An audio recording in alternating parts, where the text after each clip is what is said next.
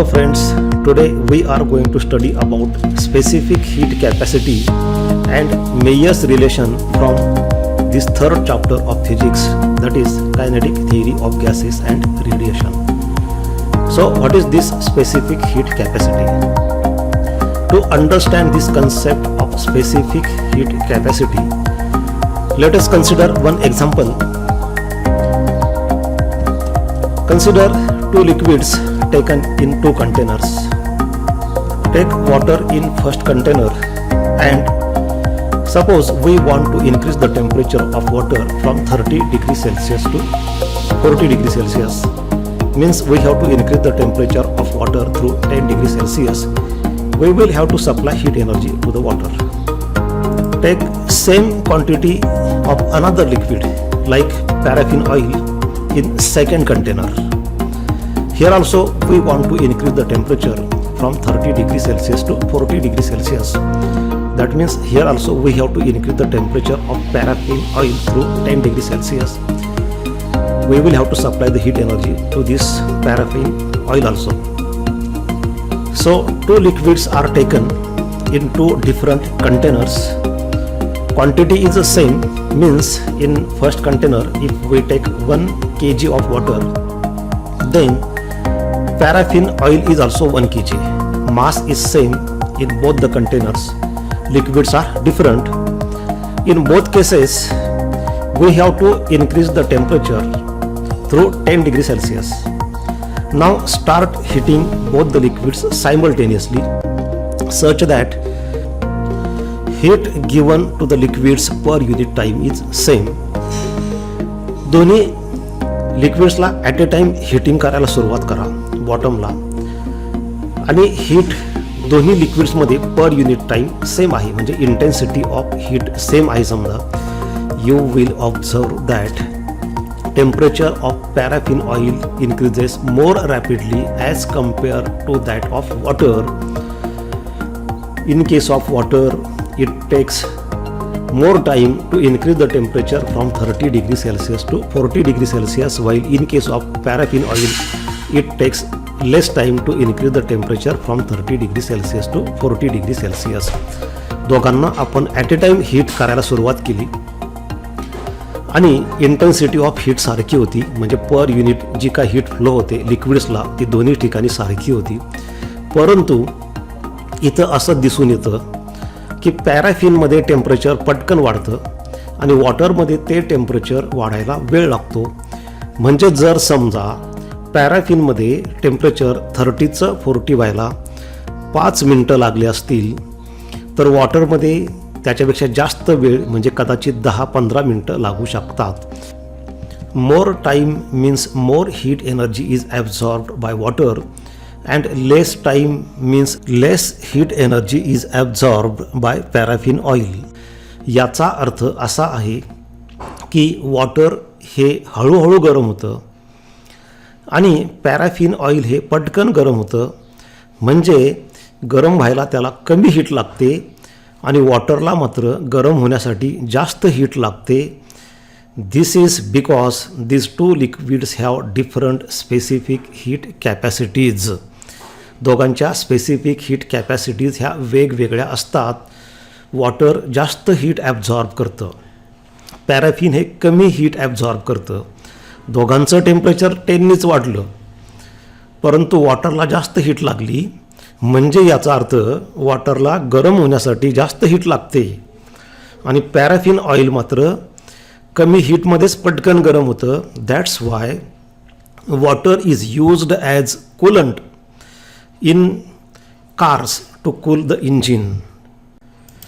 Here you can see in case of water heat absorbed is 40,000 joule to increase the temperature through 10 degrees Celsius from 30 degrees Celsius to 40 degrees Celsius, while in case of paraffin oil heat absorbed is 21,000 joule to increase the temperature through 10 degrees Celsius, that is from 30 degrees Celsius to 40 degrees Celsius.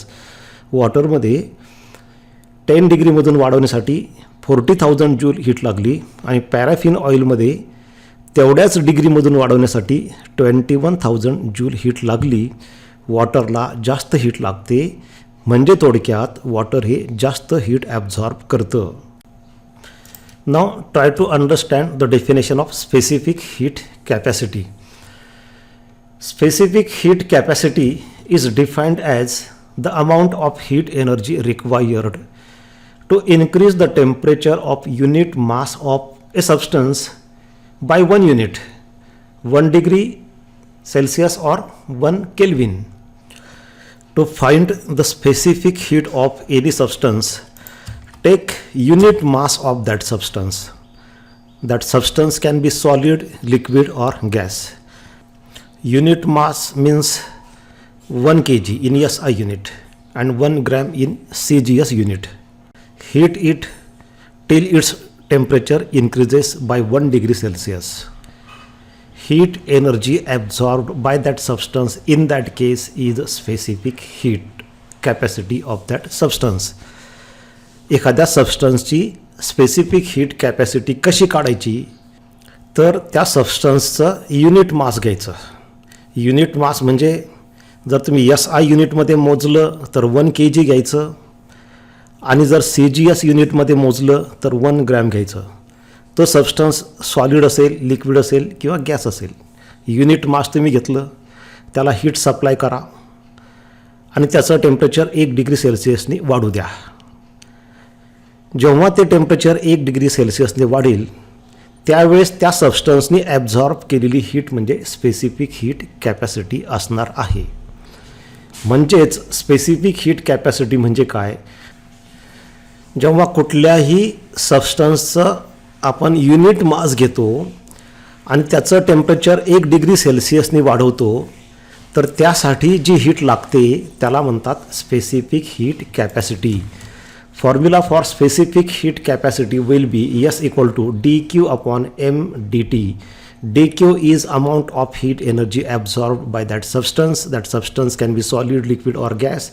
M is mass of that substance and dt is a change in temperature. SI unit of specific heat capacity will be joule per kg per degree Celsius or joule per kg per Kelvin. That depends on unit of temperature. तुम्ही temperature degree सेल्सिअसमध्ये मोजता का केल्विनमध्ये मोजता, त्याच्यानुसार हे पहिलं किंवा दुसरं unit आपण घेऊ शकतो. हे युनिट आपल्याला ह्या फॉर्म्युल्यावरून मिळालेलं आहे. SI unit of heat is joule, that of mass is kg and temperature is degree Celsius or kelvin. दोन्ही पण आपण वापरतो. कोणतं युनिट आपण घेऊ टेम्परेचरचं, त्याच्यानुसार हे दोन्ही युनिट आपण स्पेसिफिक हीट कॅपॅसिटीसाठी घेऊ शकतो. CGS unit of specific heat capacity will be erg per gram per degree Celsius or erg per gram per Kelvin. Because CGS unit of heat is erg, therefore erg here. CGS unit of mass is gram, so gram here, and that of temperature is either degree Celsius or Kelvin. Always remember, SI and CGS unit of temperature is same, that is Kelvin or degree Celsius. Consider one example. Suppose this substance, that may be solid, liquid or gas, absorbs 6000 joule of heat energy. Its mass is suppose 2 kg and its temperature increases by 2 degree Celsius. But specific heat is heat energy absorbed by the substance to increase the temperature of unit mass through 1 degree Celsius. So for specific heat capacity, we want heat for 1 kg, here it is for 2 kg, therefore we will have to divide by 2. And also specific heat is heat required to increase the temperature by 1 degree Celsius, here it is 2 degree Celsius, so again we will have to divide by 2. So total we have to divide by 4 to get specific heat capacity, or you can obtain the specific heat capacity of this substance by keeping these values in this formula. If we keep these values in this formula, what we get, dq is 6000 divided by mass m is 2 and change in temperature is 2, So 6000 upon 4, that will be 1500 joule per kg per degree Celsius. That means amount of heat energy required to increase the temperature of 1 kg of this substance through 1 degree Celsius will be 1500 joule per kg per degree Celsius, and that is specific heat capacity of this substance. This table shows specific heat capacities of some substances, and you will see that water has highest value of specific heat capacity. या टेबलमध्ये काही पदार्थांच्या specific heat capacities दाखवलेल्या आहेत. याच्यामध्ये तुम्ही सगळ्या values बघा. सगळ्यात जास्त व्हॅल्यू तुम्हाला वॉटरची दिसते. याचा अर्थ असा आहे की वॉटरला गरम करण्यासाठी सगळ्यात जास्त हीट लागते. हे जे काय एवढे सगळे पदार्थ दिलेले आहेत त्या सगळ्यामध्ये जास्तीत जास्त हीट लागते ती वॉटरला गरम करण्यासाठी. That's why water is used as a coolant to cool the engine of the vehicle. या सगळ्यामध्ये सगळ्यात जास्त हीट कॅपॅसिटी वॉटरची आहे. वॉटर सगळ्यात जास्त हीट एनर्जी ॲब्झॉर्ब करतं. त्यामुळेच आपण व्हेकलच्या कूलंटमध्ये पाण्याचा वापर करतो. इंजिनला थंड करण्यासाठी आपण कूलंट म्हणून पाण्याचा वापर करतो. त्याच्याऐवजी जर आपण दुसरं एखादं ऑइल वगैरे वापरलं तर ते पटकन गरम होईल आणि जास्त हीट एनर्जी त्या इंजिनकडून ॲब्झॉर्ब करू शकणार नाही. परंतु पाण्याची हीट ॲब्झॉर्ब करण्याची कॅपॅसिटी जास्त असल्यामुळं ते इंजिनकडून जास्तीत जास्त हीट ॲब्झॉर्ब करेल आणि इंजिनला जास्त गरम होऊ देणार नाही. Specific heat capacity of a gas. आता आपण सॉलिड आणि लिक्विड जरा बाजूला ठेवू आणि गॅसच्या स्पेसिफिक हीटबद्दल बघूयात. In case of a gas, slight change in temperature is accompanied with considerable changes in both the volume and the pressure. In case of solid and liquid, what happens? Whenever we supply heat energy to the solid or liquid, all the heat energy is used to increase the internal energy of solid and that liquid. Internal energy increases means temperature increases, because internal energy is related with temperature. Temperature is indicator of internal energy. There is no change in pressure and volume. In case of solid and liquid, there is no expansion. जेव्हा आपण solid आणि लिक्विडला heat करतो तेव्हा सगळीची सगळी heat energy त्याचं internal energy वाढवण्यासाठी वापरली जाते, म्हणजेच त्याचं टेम्परेचर वाढवण्यासाठी वापरली जाते. सॉलिड आणि लिक्विडमध्ये प्रेशरमध्ये आणि व्हॉल्यूममध्ये काही बदल होत नाही. व्हॉल्यूम होणं म्हणजे एक्सपान्शन होणं, आणि सॉलिड आणि लिक्विडमध्ये एक्सपान्शन हे निग्लिजिबल होतं. त्यामुळे त्यासाठी वेगळी एनर्जी खर्च करावी लागत नाही. जी काय हीट एनर्जी तुम्ही देणार ती सगळीची सगळी हीट एनर्जी सॉलिड आणि लिक्विडमध्ये टेम्परेचर वाढवण्यासाठी वापरली जाते.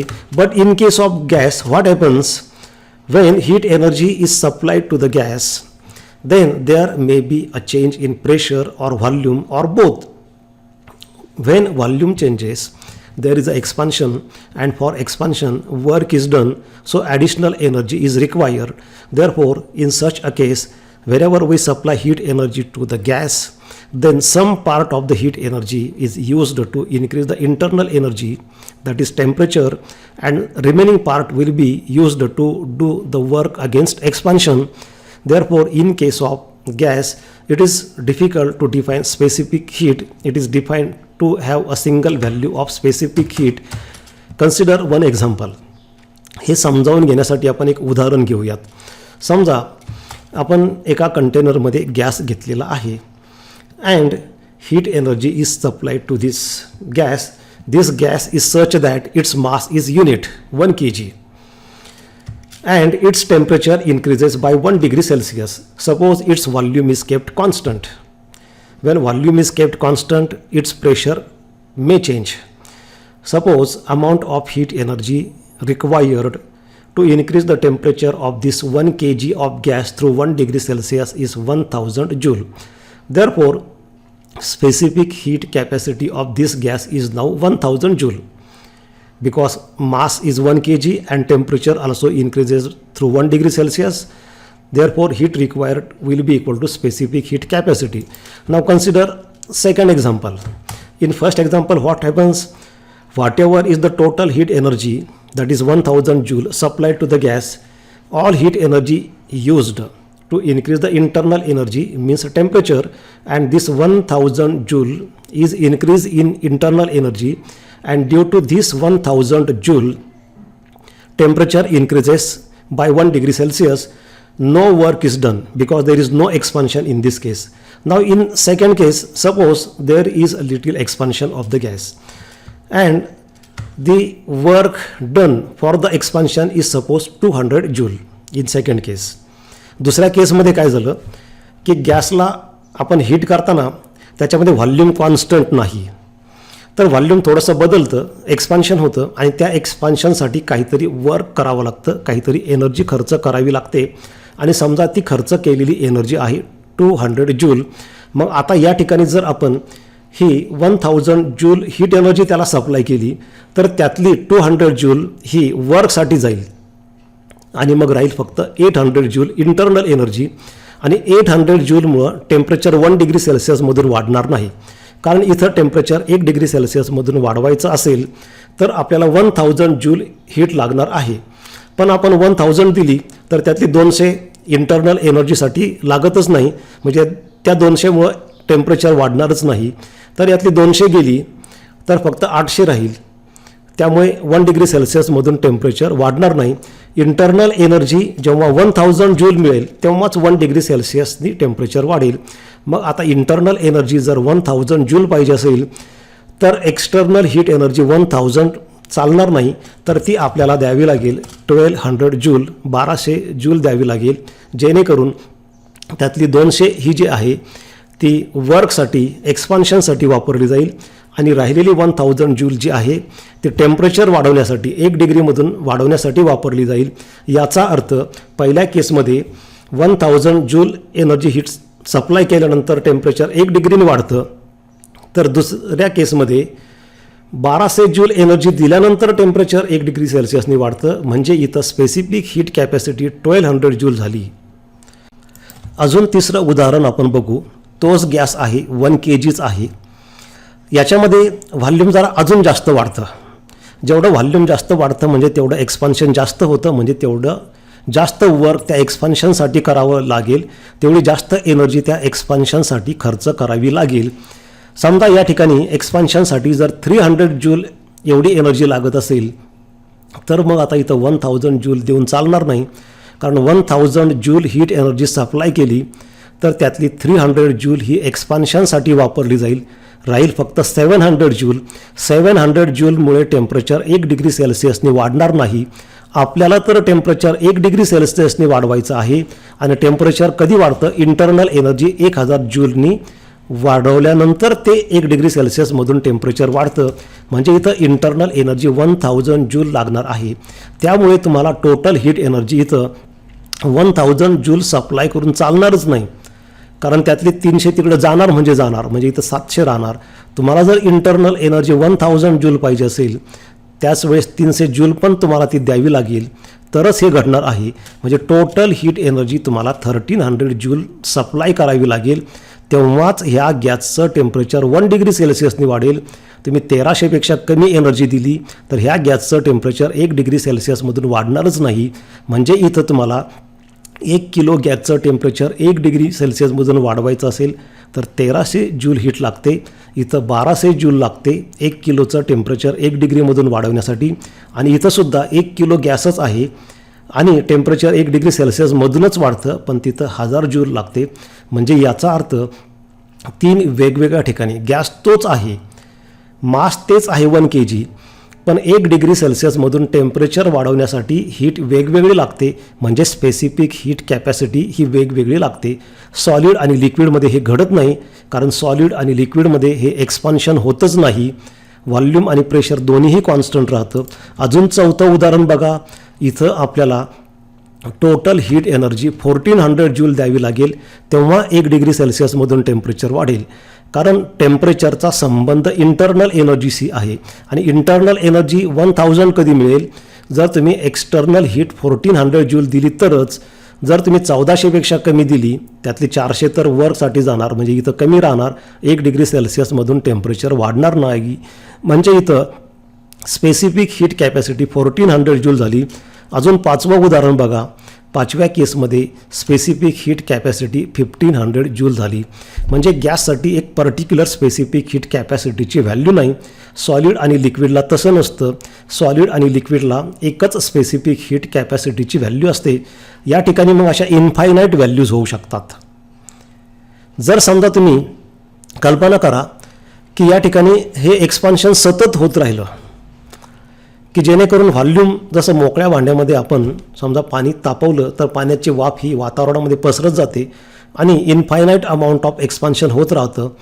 तशा पद्धतीने इथं जर इन्फायनाईट अमाऊंट ऑफ वर्क होत राहिलं तर ही दिलेली सप्लाय केलेली सगळीची सगळी हीट एनर्जी वर्कमध्ये जर कन्व्हर्ट होत राहिली तर टेम्परेचर वाढणारच नाही.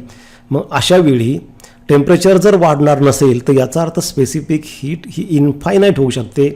आणि दुसरं एक उदाहरण कन्सिडर करा की समजा गॅस आपण घेतला आणि हीट दिलीच नाही आणि त्याला कॉम्प्रेस केलं. आपण कॉम्प्रेस केलं तरी टेम्परेचर वाढतं. समजा 1 डिग्री सेल्सिअसने टेम्परेचर वाढलं हीट न देता कॉम्प्रेस करून, याचा अर्थ हीट दिलीच नाही म्हणजे स्पेसिफिक हीट 0 झाली. याचा अर्थ गॅसमध्ये स्पेसिफिक हीट ही 0 पासून इन्फिनिटीपर्यंत काहीही असू शकते. कारण यामध्ये होतं काय, जेव्हा तुम्ही हीट सप्लाय करता तेव्हा व्हॉल्यूम बदलू शकतं. व्हॉल्यूम किती बदलतं त्याच्यानुसार हीट वेगवेगळी लागू शकते. व्हॉल्यूम बरोबर प्रेशरसुद्धा बदलत असतं. तुम्ही म्हणाल हे असं व्हॉल्यूम वेगवेगळं का बदललं, प्रत्येक ठिकाणी सगळीकडे सारखं का नाही बदललं, तरी प्रेशर किती बदलतं त्याच्यावर डिपेंड आहे. इथं कसं झालं, पहिल्या केसमध्ये प्रेशर बदललेलं आहे, व्हॉल्यूम कॉन्स्टंट आहे. इथं कसं आहे, प्रेशर आणि व्हॉल्यूम दोन्ही बदललेलं आहे. हे प्रेशर किती बदललं त्याच्यानुसार व्हॉल्यूम बदलतं, हे प्रेशर किती बदलतं त्याच्यानुसार हे व्हॉल्यूम बदलतं. त्यामुळं गॅसमध्ये जर तुम्हाला स्पेसिफिक हीट डिफाईन करायची असेल तर तुम्हाला दोनपैकी एक कॉन्स्टंट ठेवणं गरजेचं आहे. एकतर व्हॉल्यूम कॉन्स्टंट ठेवा किंवा प्रेशर कॉन्स्टंट ठेवा. त्यामुळे गॅसमध्ये 2 स्पेसिफिक हीट असतात. One is a specific heat at constant pressure and second is specific heat at constant volume. If gas is heated at constant pressure, volume changes and therefore some work is done on the surrounding during expansion requiring additional heat. म्हणजे काय होतं, समजा तुम्ही ह्या दुसऱ्या कंटेनरमध्ये gas घेतलेला आहे आणि त्याचं व्हॉल्यूम कॉन्स्टंट ठेवलेलं आहे आणि पहिल्यामध्ये प्रेशर कॉन्स्टंट ठेवलेलं आहे. दुसऱ्यामध्ये व्हॉल्यूम कॉन्स्टंट जेव्हा तुम्ही ठेवता तेव्हा जी काय हीट तुम्ही देता ते सगळं टेम्परेचर वाढवण्यासाठी वापरली जाते. कारण इथं एक्सपान्शन होतच नाही. एक्सपान्शन नसेल तर त्यासाठी वर्क करायची गरज नाही. परंतु जेव्हा प्रेशर कॉन्स्टंट असतं तेव्हा व्हॉल्यूम बदलतं आणि त्यामुळे काय होतं बघा, इथं पहिल्या फिगरमध्ये तुम्ही बघू शकता की हे व्हॉल्यूम अशा पद्धतीने इथं वाढलेलं आहे.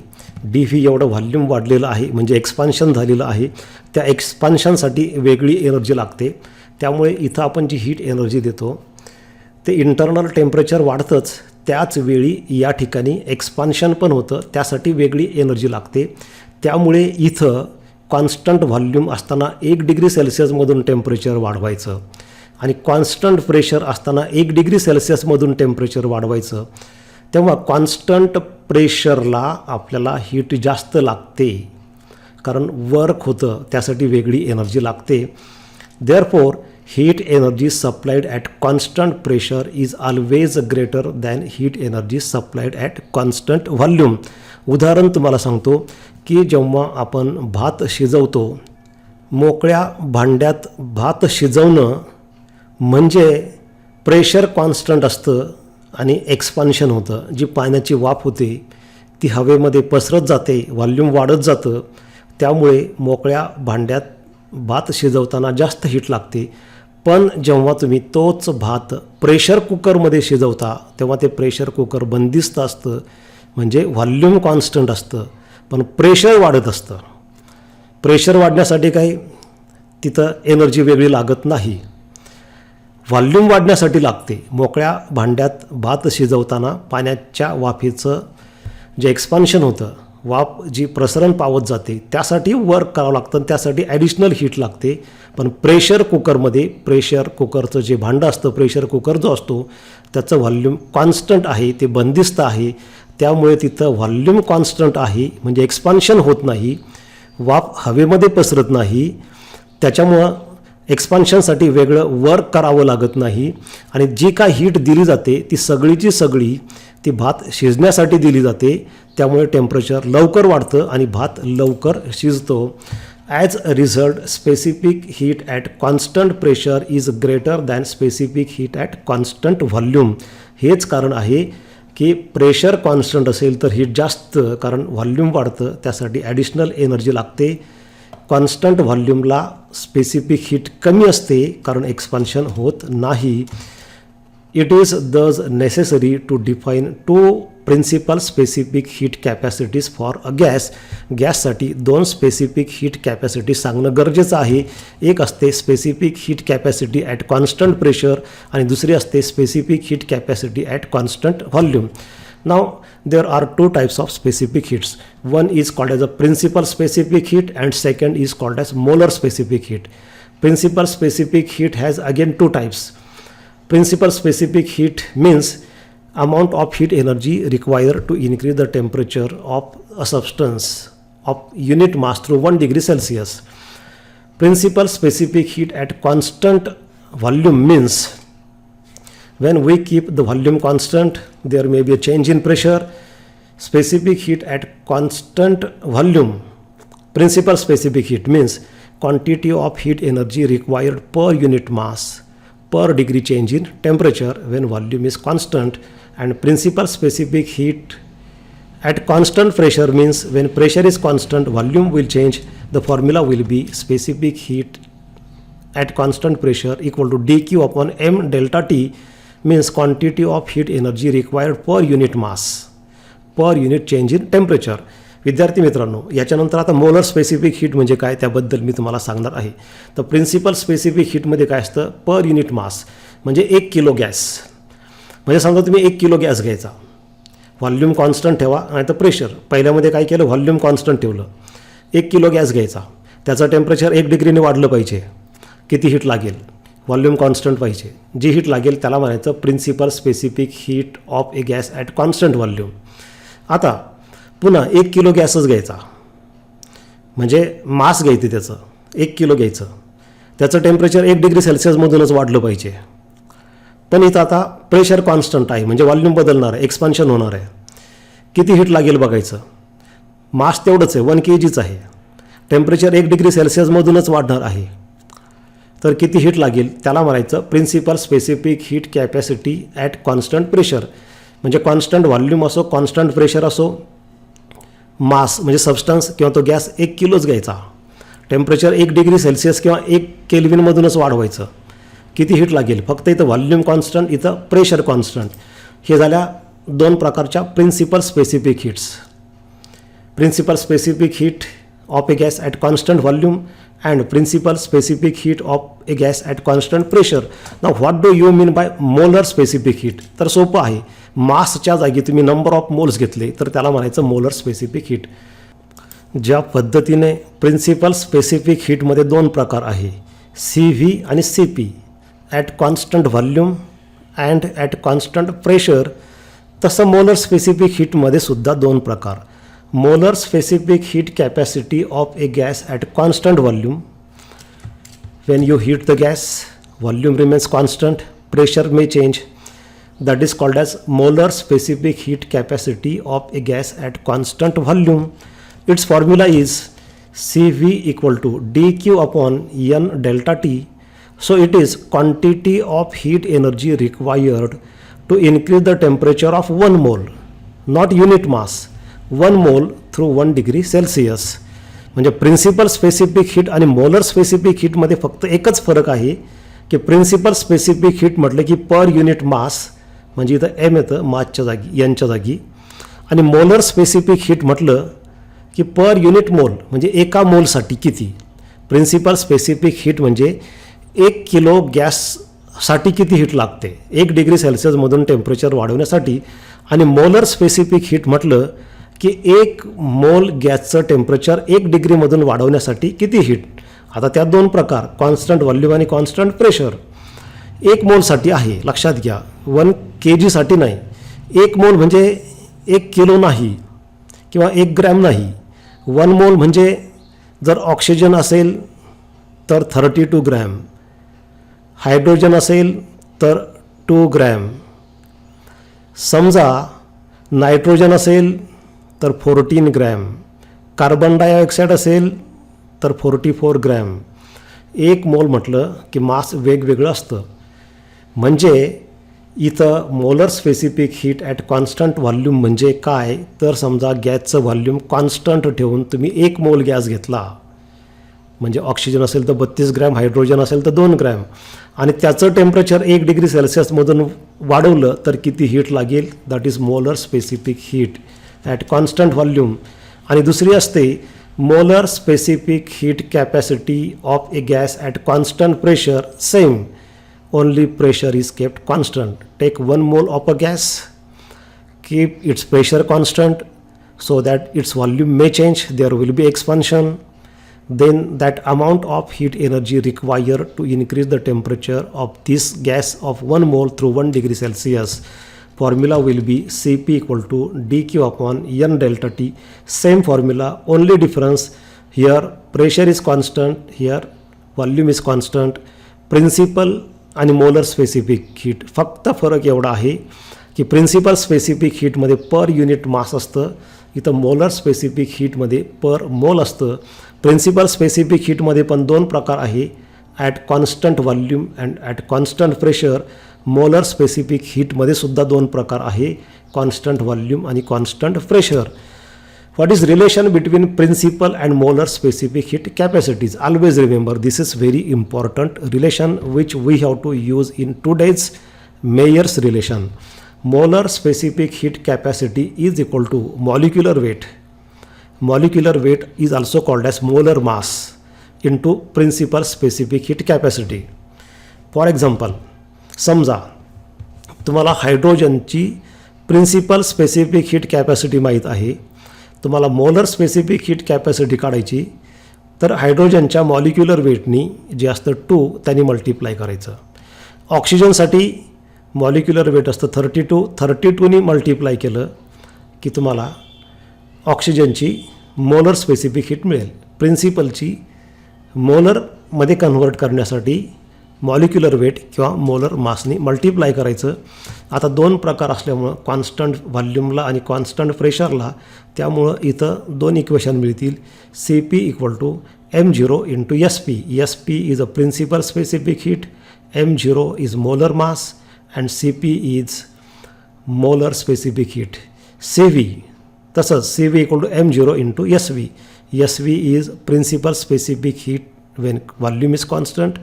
Cv is molar specific heat when volume is constant, and m0 is molar mass.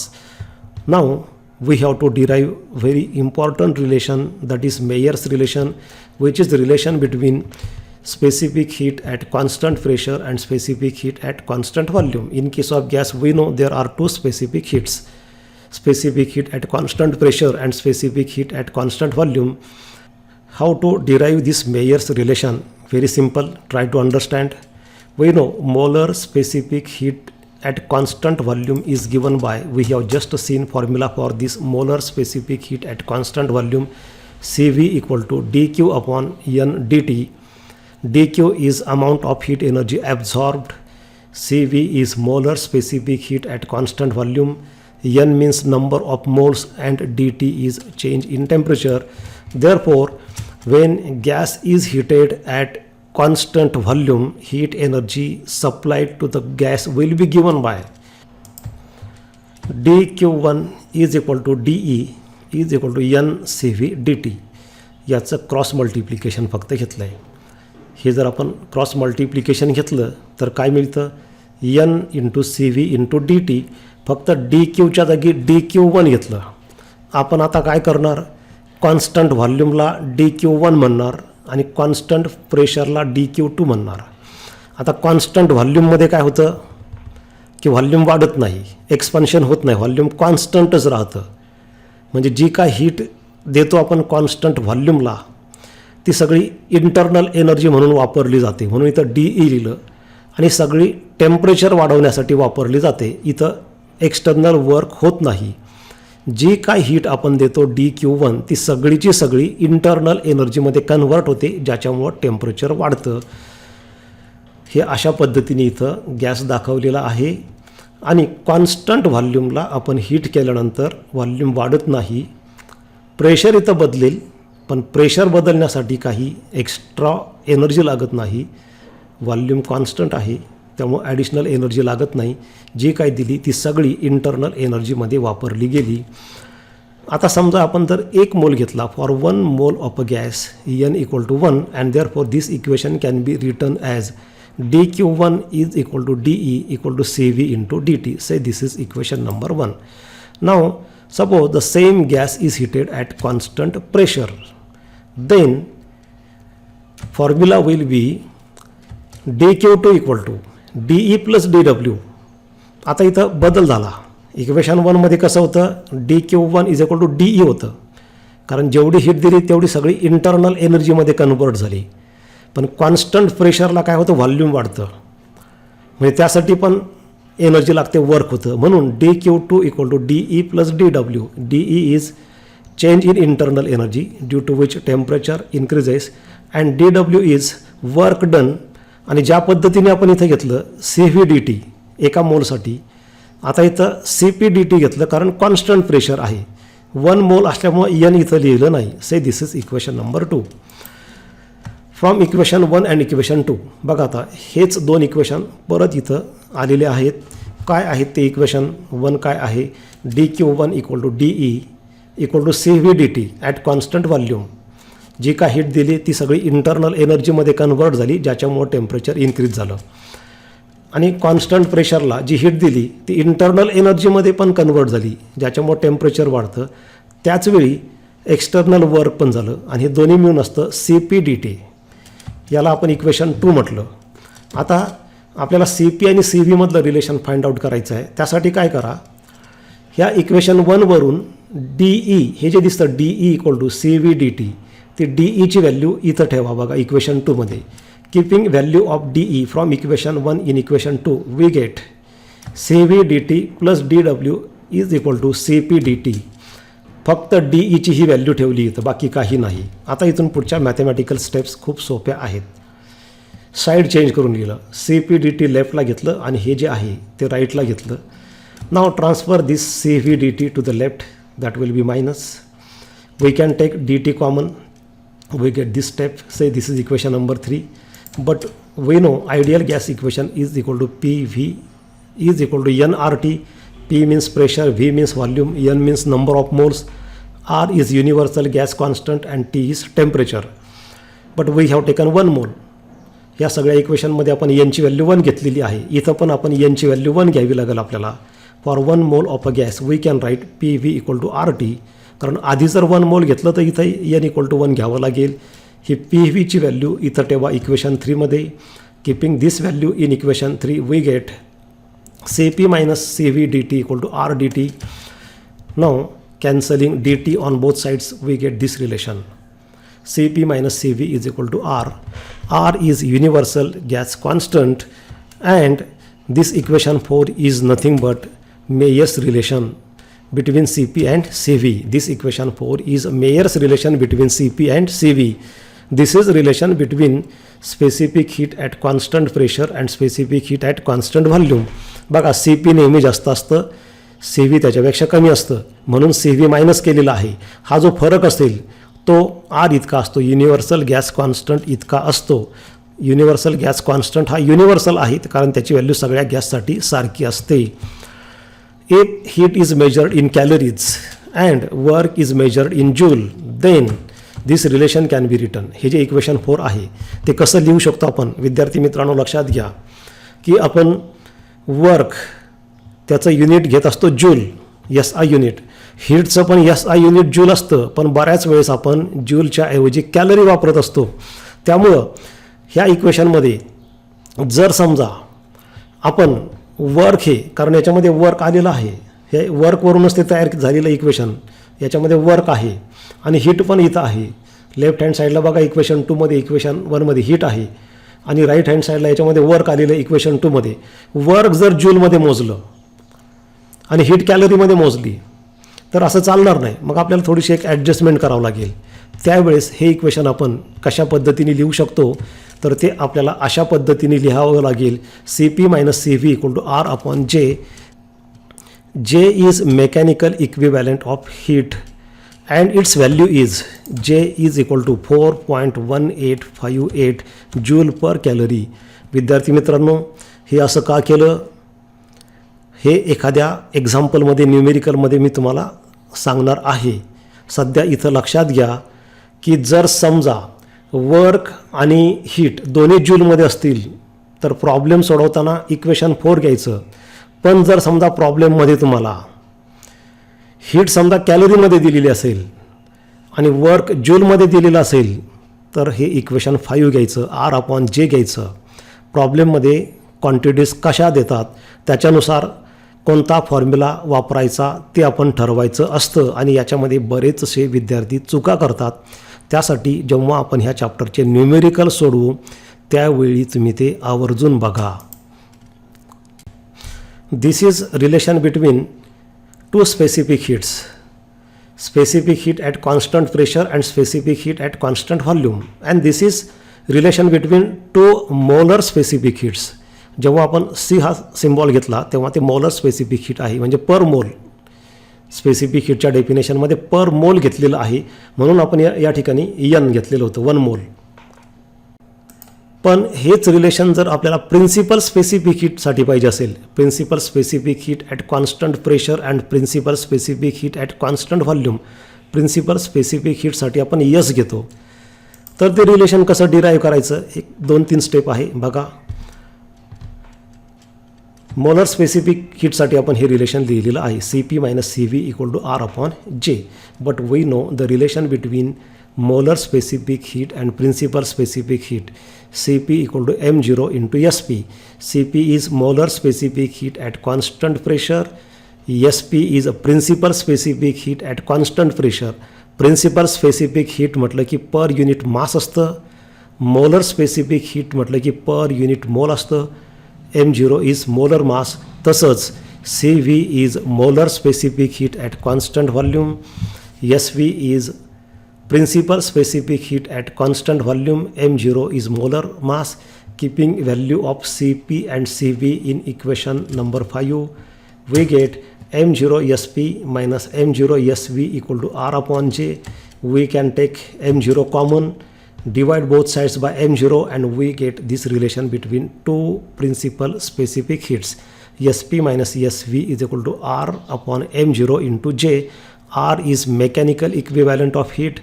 M0 is molar mass. R is universal gas constant. तर अशा पद्धतीने हे 2 रिलेशन्स आहेत. This is relation between two specific heats, molar specific heats at constant pressure and at constant volume. This is relation between two principal specific heats at constant pressure and constant volume. हे specific हीटबद्दल आजच्या व्हिडिओमध्ये आपण शिकलो. याच्या नंतरच्या व्हिडिओमध्ये आपण mono atomic gas, diatomic gas, पॉलीॲटॉमिक गॅससाठी स्पेसिफिक हीट्सचे काय फॉर्म्युले असतात त्याबद्दल शिकणार आहोत. थँक्यू.